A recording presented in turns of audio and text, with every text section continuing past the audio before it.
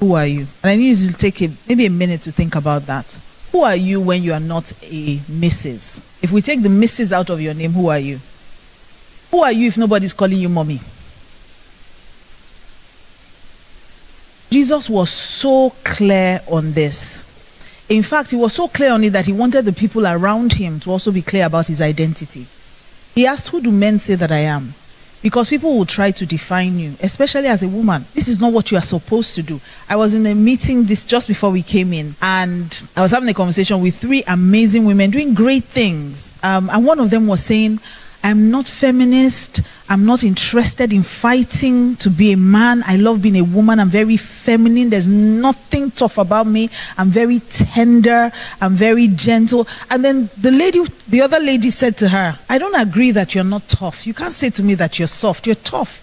It takes being tough to do the things that you do. So don't say that you are all woman. There's something tough like a man. And then I said to her, why do we ascribe being tough to manliness? I think that has been the problem over the years, that we do not want to agree that a woman can be tough. If you've ever been into a labor room and you've pushed a baby out of you, you are tough. And that has nothing to do with being a man. That's a very feminine virtue, strength. When the Bible talks about the Kail woman, that's the virtuous woman, that word is actually a military term. It's like being equipped with everything an army is equipped with. And that's not ascribed to a man, is ascribed to a virtuous woman. So when she said, I said the real problem is that we have not been able to define womanhood. We have allowed people define it for us.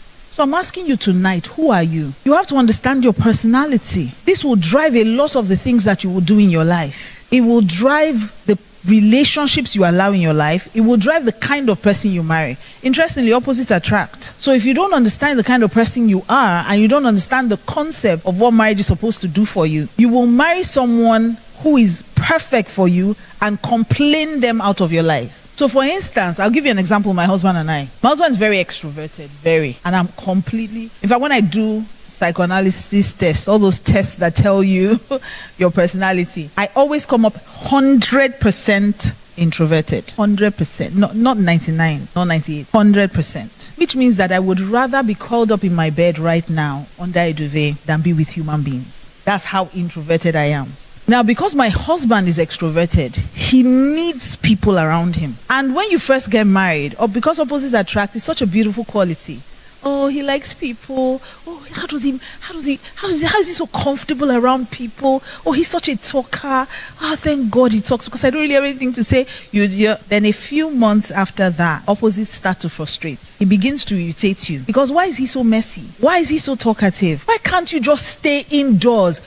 You're literally outside all the time. Why are you so energetic? Can't you rest? Can't you stop? You start with all the can't yous and you start fighting. But you see, if you can survive that season and understand that what God is trying to do is use those weaknesses of you not liking people, and he's bringing your husband's strength of loving people. If you can endure that frustration and move into the next sweet spot, right, where you now begin to exchange. So now, even though originally I was not the kind of person who liked people, now I find myself in situations where I'm among people and I'm actually beginning to enjoy them. I'm enjoying conversations. I'm enjoying relationships. I'm beginning to understand the value of them. Now imagine if I didn't patiently wait through the frustration stages. I give you many examples. When I got married, my husband was what we call, because you also have money personalities. Okay, so my husband is what you call a spender. No, my husband is a big spender. Doesn't fall into the category of spender. It's a big spender. And I'm a saver. I don't understand how someone can spend all that they have. It just never makes sense. I don't think it will ever make sense to me, but it just never made sense to me. So imagine being a saver and being married to a spender. I love the fact that he could just, spend money, live large. My husband believes in let's enjoy life. Life is for living. All this saving yourself. What if Jesus comes tomorrow? Who gets the money? And initially it seemed like a very nice thing until it began to frustrate me, because from the minute we met, we had a joint account, which was our agreement. All our money would be together. And I'm saving, he's spending. And he's buying unreasonable things. My husband will go out and buy a dog and come back and tell me, and And I'll say, okay, you came back with 2 dogs. Why didn't you buy one? Because if one is lonely, he will die. I'm like, that made sense to you? Like, yes. And he can sell, see, like I said, he's because he's extroverted, so he can sell ice to an Eskimo. My husband would tell me, I'll give you a perfect example. First time we moved into our home, my husband said to me, you know, I understand that quality time is your love language and I enjoy being with you, but I also like to play pool. So I feel like if we buy a pool table, I'll be able to play with the guys, but I will still be spending time with you, which is my focus. Everybody wants that. So I said, okay, let's buy the pool table. So we bought the pool table. Now what I didn't calculate was, where would we put it? So he came and said, oh, you see, we can't put it in the parlor because it's going to spoil the look of the parlor. So what we need to do, honey, let's build something outside. You see, money, we're spending more money, right? But he's not coming at me and saying, I won't spend money. He always has a way of making it about me. Because, no, if you really can sell it and I can start going out too. I'm like, no. I enjoy the fact that, yeah, because I can just play with the boys a bit, then come in, just kiss you, hang out with you, and then I'll just go back again. You know, it's you, I'm thinking about you. And truly, he wasn't trying to be manipulative. He really was thinking about me, but this was just another avenue to waste money. So we built the thing. Now, unfortunately, you are not God. In Nigeria, rain can fall from any direction. So they built it in a way that rain coming this way, it wouldn't hit the pool table. But there are days that God decided rain should come from this way. And so he spoiled the felt of the pool table. And my husband said to me, oh, it's bad, we have to buy another one. That's the kind of spending I'm talking about.